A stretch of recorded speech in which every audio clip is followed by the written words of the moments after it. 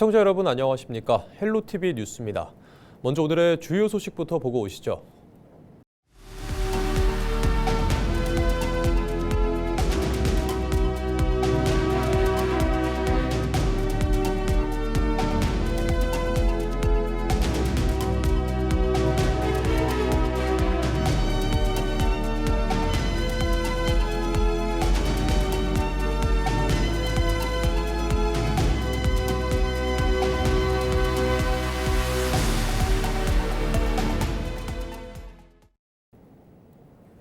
김병수 김포시장이 2일 기자회견을 열고 5호선 김포 연장을 위해 김포시가 5,500억 원을 직접 부담하겠다고 밝혔습니다.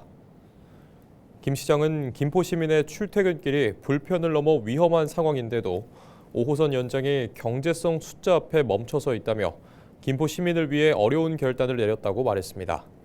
이어 김포시가 부담하겠다고 밝힌 5,500억 원은 5호선 연장 총 사업비 3조 3천억 원의 약 17%에 해당하며 김포에서 진행하는 도시개발 사업 개발 부담금을 모두 활용하면 마련할 수 있는 금액이라고 설명했습니다. 김 시장은 또 김포시가 예타 통과를 위한 경제성 보완은 물론 건폐장 문제 해결과 검단을 우회하는 대광이 조정안에도 동의했지만 정부가 여전히 경제성을 근거로 결정을 지연하고 있다고 강조했습니다. 이어 5호선 김포 연장이 늦어질수록 사고 비용과 사회적 비용, 지역 경쟁력 약화라는 손해가 눈덩이처럼 커진다며 정부의 김포 연장 예비 타당성 조사를 즉시 통과시켜달라고 요구했습니다. 김동연 경기도지사가 생활비 절감과 교통비 부담 완화, 돌봄 강화를 핵심으로 임기 마지막까지 민생 해결에 집중하겠다고 밝혔습니다. 김 지사는 2일 기자회견을 열고 장바구니 물가 안정과 소상공인 지원을 최우선 과제로 제시했습니다. 경기 살리기 통큰 세일과 지역 화폐 인센티브 확대, 소상공인 힘내고 카드를 통해 실질적인 생활비 절감을 추진하겠다고 설명했습니다. 교통 분야에서는 더 경기 패스 시즌2를 통해 정액형 교통비 지원을 도입하고 일산대교 무료화와 GTX 연장 등 교통 인프라도 속도감 있게 추진하겠다고 밝혔습니다. 또 간병비 지원과 가족 돌봄 수당 확대를 통해 360도 돌봄 체계를 완성하고 반도체, AI, 기후 산업을 미래 성장 동력으로 육성하겠다는 구상도 제시했습니다. 김 지사는 남은 임기 동안 도민의 삶을 바꾸는 해결사 역할을 끝까지 다하겠다고 강조했습니다. 경기도는 국정 제1동반자로서 이재명 정부 성공의 현장 책임자가 되겠습니다. 대한민국 경제 산업의 중심인 경기도가 중앙정부가 목표로 제시한 잠재 성장률 3% 달성, 그중에 2%를 책임지겠습니다. 제9회 전국 동시지방선거를 120일 앞둔 3일 광역자치단체장과 교육감 선거 예비 후보자 등록이 전국 17개 시도선거관리위원회에서 일제히 시작됩니다. 중앙선거관리위원회는 3일부터 광역자치단체장과 교육감 선거에 예비 후보자 등록을 받습니다. 선거일 기준 만 18세 이상의 국민은 예비 후보자로 등록할 수 있습니다. 예비 후보자로 등록하면 선거사무소를 설치하고 선거운동용 명함을 배부할 수 있습니다. 어깨띠나 표지물 착용, 예비 후보자 공약집 판매 등의 선거운동도 할 수 있습니다. 오는 20일부터는 광역의원 기초자치단체장 예비후보 등록이, 다음 달 22일부터는 군의원과 군수 등 예비후보 등록이 각각 시작됩니다. 본 후보 등록은 5월 14일부터 이틀간 진행됩니다. 우리나라 최대 지방정부인 경기도가 주 4.5일제 실험에 나섰습니다. 단순히 근무 시간을 줄이는 게 아니라 임금 삭감 없는 노동시간 단축이 목표인데요. 현재 100여 개 기업이 경기도의 4.5일제 시범 사업에 참여하고 있는데 기업의 생산성 증대와 직원들의 삶의 질 향상, 이 두 마리 토끼를 잡을 수 있을지 관심이 모아집니다. 이지훈 기자입니다. 경기도의 한 중소기업. 전체 직원 중 절반 이상이 여성으로 직원 평균 나이가 30대 중반인 젊은 기업입니다. 이 회사는 지난해 6월부터 주 4.5일제를 운영하고 있습니다. 직원들에게 격주 주 4일제 근무 또는 주 32시간에서 35시간제를 선택하겠습니다. 서로 같이 맞벌이 하면서 그런 가사 분담이 제일 문제이긴 한데요. 물론 저 혼자긴 하지만 한 명이라도 이제 그런 시간적 여유가 있으니까 확실히 도움은 많이 되는 것 같아요. 업무 효율성 확실히 더 올라가는 장점이 제일 크고요. 시행 이후 채용 지원자 수가 10배 이상 증가했습니다. 자체 설문조사에선 직무 몰입도와 워라밸, 삶의 만족도 모두 상승했습니다. 휴식 시간이 많아지다 보면 아무래도 저희 거래처 응대 같은 거에서 조금 더 유쾌하게 응대할 수 있고 현장 근로자분들의 체력도 많이 괜찮아지고 있는 효과가 있어서 그런 게 오히려 매출 증대 효과로 돌아온 거 아닌가라고 생각하고 있습니다. 경기도 주 4.5일제 시범 사업에 참여하고 있는 기업은 모두 99곳. 한 곳 빼곤 모두 민간 기업입니다. 경기도는 이들 기업에 노동자 1인당 월 최대 26만 원의 장려금을 지원하고 있습니다. 임금 삭감 없는 노동시간 단축이 가능한 이유입니다. 경기도는 올해부터 시범사업 기업에 고용 장려금도 지원합니다. 새로운 국민주권 정보 들면서 경기도가 도입한 4.5일제를 전국으로 확대하는 사업으로 채택을 했고 또 우리 담당 부서에서는 우리 경기도의 4.5일제 시범 사업을 벤치마킹하고 있습니다. 앞으로 전국적으로 퍼지는 데 있어서도 경기도가 가장 중요한 역할을 하고 견인해서 이와 같은 제도가 전국적으로 잘 확산하도록 하는데 최선의 노력을 다하겠습니다. 다만 주 4.5일제로 노동 생산성이 떨어질 것이라는 재계의 우려도 있습니다. 경기도는 주 4.5일제 시범 사업을 내년까지 운영하고 효과 분석을 하겠다는 계획입니다. 정부가 노동시간 단축을 국정과제로 추진하는 가운데 경기도가 선제적으로 도입해 실험 중인 주 4.5일제가 어떤 성과를 낼지 주목됩니다. 헬로티비 뉴스 이지훈입니다. 김경협 재외동포청장의 청사 이전 검토 발언을 두고 인천 지역 사회의 반발이 이어지고 있습니다. 인천 지역 시민단체 모임인 인천사랑 범시민 네트워크가 2일 특정감사 등 김 청장에 대한 후속 조치를 촉구하는 요구서를 이재명 대통령과 외교부, 인천 지역 국회의원 등에게 전달했습니다. 범시민 네트워크는 재외동포청은 국무회의 의결과 당정 협의 등의 절차를 거쳐 인천에 개청했다며 이는 입법과 행정의 절차적 정당성을 갖췄다는 것이라고 밝혔습니다. 이어 김 청장의 월권적 망언과 행정 행태에 대한 외교부의 특정 감사가 필요하다며 상응하는 회신이 없다면 인천 시민의 뜻을 모아 강력하게 대응할 것이라고 강조했습니다. 3보급단 이전 부지 개발 사업은 인천시 부평구 지역 사회 핵심 과제 중 하나입니다. 하지만 지난 2019년 인천시와 국방부의 업무 협약 이후 큰 진전이 없어 지역 사회의 실망이 큰데요. 사업의 성공적인 추진을 위해서는 국가의 지원이 필요하다는 주장이 나왔습니다. 이재필 기자가 보도합니다. 인천도시공사가 지난해 11월 3보급단 이전 부지 개발을 위한 군부대 이전 사업 사업화 방안 수립 용역에 착수했습니다. 지난 2024년 민간 참여자 공모 유찰 이후 약 1년 만에 다시 사업에 대한 의지를 나타낸 겁니다. 용역에는 사업 전반에 대한 재검토와 사업화 방안 수립, 민간 참여자 재공모 등에 대한 내용이 담길 예정입니다. 인천시와 인천도시공사는 오는 8월까지 용역을 마무리한 후 그 결과를 바탕으로 사업 시행 대행자를 선정하고 2027년까지 실시 계획 및 실시 설계를 마무리한다는 계획입니다. 개발 사업의 완료 시점은 2031년 12월입니다.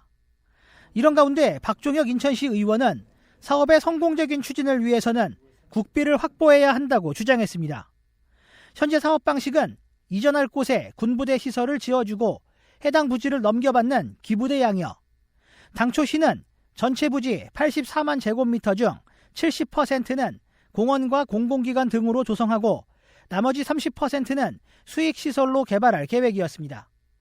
민간 사업자에게 아파트 등을 건설해 수익을 낼 수 있게 해주고 그 수익금으로 군부대 시설과 공원 등 조성 비용을 충당하는 방식입니다.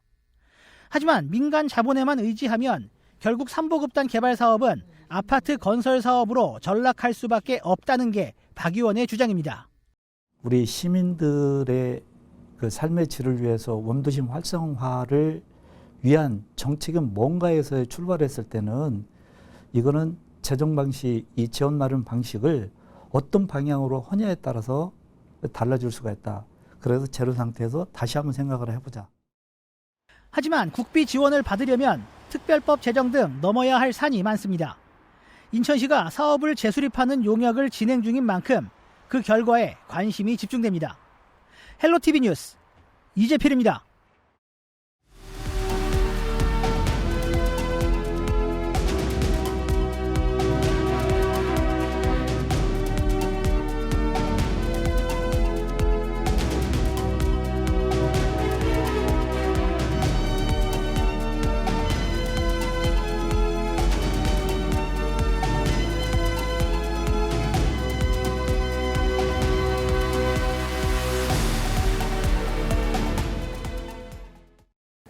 윤인숙 전 의장의 불신임한 가결 이후 부의장 직무대리 체제로 운영돼 왔던 양천구 의회가 신임 의장 선출과 함께 정상화에 들어갔습니다. 하지만 운영위원회 사보임 과정에서 갈등이 불거지면서 내부 갈등을 봉합하는 신임 의장의 정치력이 시험대에 올랐습니다. 김호 기자의 보도입니다. 올해 처음 열린 양천구 의회 임시회. 유영주 신임 의장이 공식 취임 이후 처음으로 의사봉을 잡았습니다. 양천구 의회는 그동안 윤인숙 전 의장이 불신임안으로 자리에서 물러난 뒤 부의장 직무대리 체제로 운영돼 왔습니다. 그런데 최근 유영주 의원이 신임 의장으로 선출되면서 3개월 만에 의장이 주재하는 본회의가 열리며 의회 운영이 정상화에 들어갔습니다. 오늘부터 2월 9일까지 8일간의 일정으로 열리는 이번 임시회는 구정 업무 보고를 청취하고 구민생활과 직결되는 조례안 등을 처리하는 일정으로 진행됩니다. 의장 선출에 따라 행정재경위원회 소속이었던 유영주 의장 자리는 옥동준 의원이 새로 보임됐습니다. 운영위원회도 김수진, 신우정 의원이 사임되고 이모견, 황민철 의원이 새롭게 합류했습니다. 다만 운영위원회 사보임 과정에서는 절차를 둘러싼 논란도 불거졌습니다.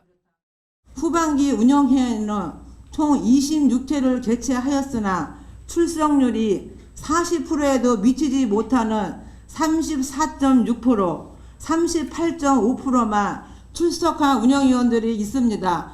이번 사보임은 의회를 정상화하고 주민의 대표 기관으로서 최소한의 기능을 회복하기 위한 불가피한 결정이었습니다. 이에 반발한 일부 의원들은 항의의 뜻으로 본회의에 불참하기도 했습니다. 그동안 이딴 내홍을 겪었던 양천구 의회는 신임 의장을 중심으로 내부 결속을 다지는 것이 당면 과제로 떠올랐습니다. 주민을 대표하는 기관으로 주민을 위해서 뜻을 모아서 열심히 해왔었는데 여러 상황에 있어서 잘 대처하지 못해서 좀 혼란기가 있었습니다.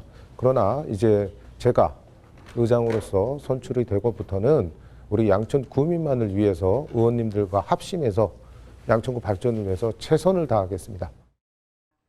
의장 선출을 계기로 정상화 수순에 들어선 양천구 의회.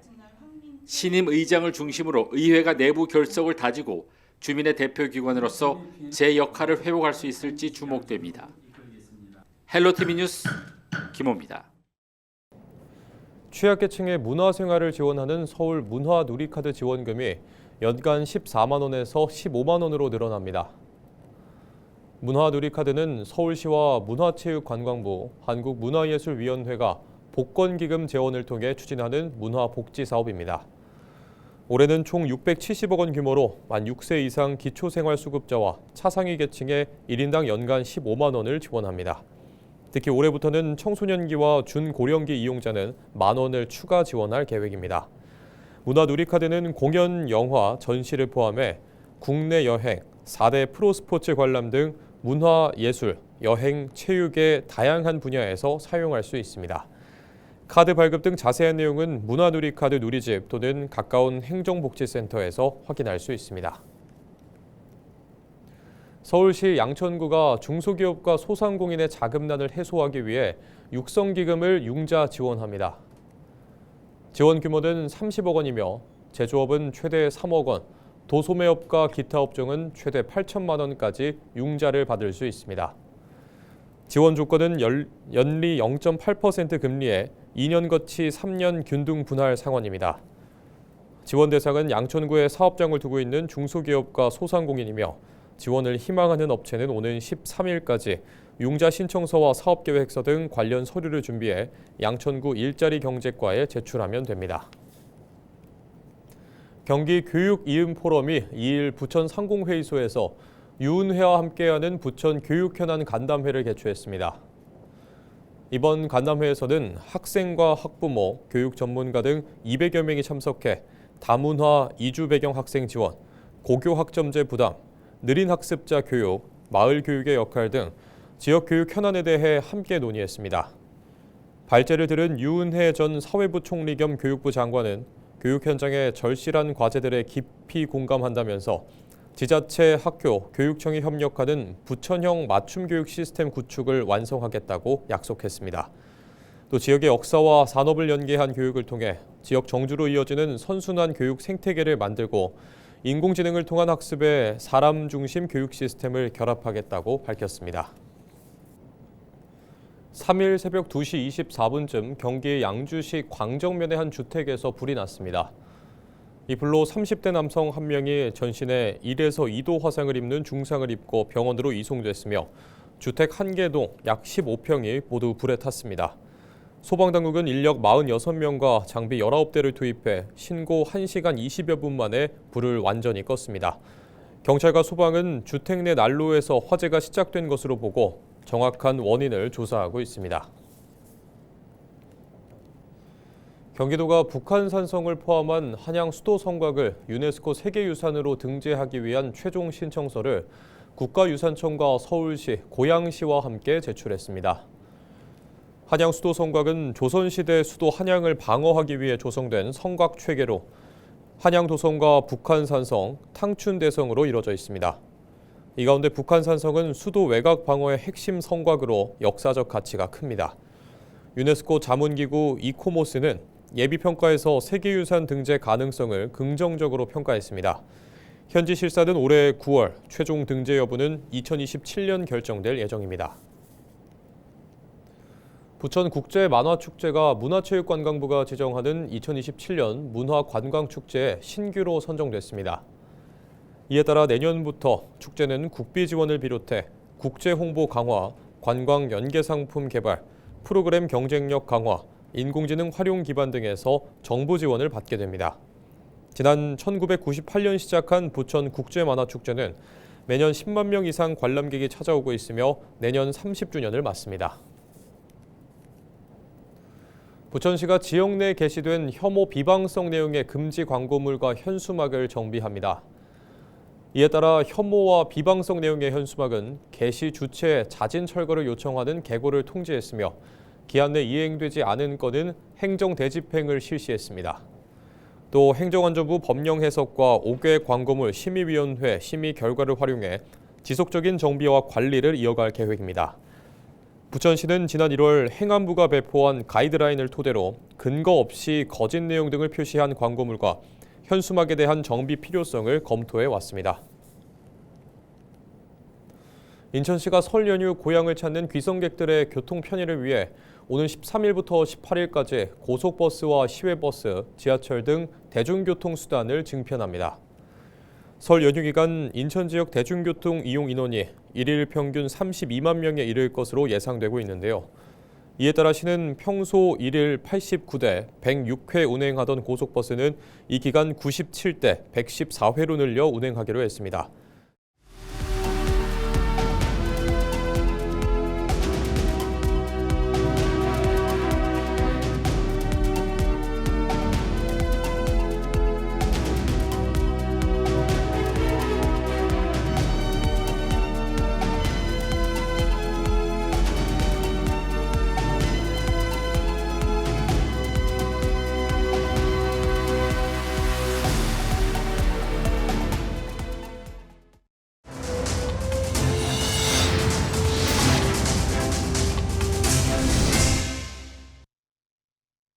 이상으로 뉴스를 마칩니다. 시청해주신 여러분 고맙습니다.